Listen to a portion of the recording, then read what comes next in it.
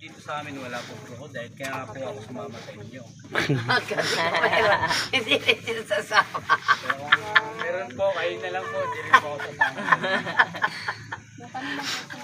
So sa Palawan po, marami rin po crocodile.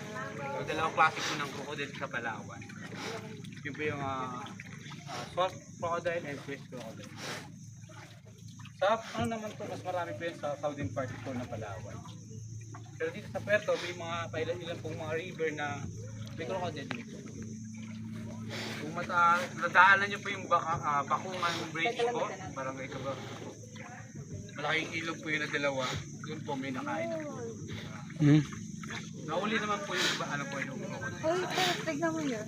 Sa wildlife na. Wildlife na, na-rescue sila. Tinulong na. Yung ano din na nakita natin kahapon.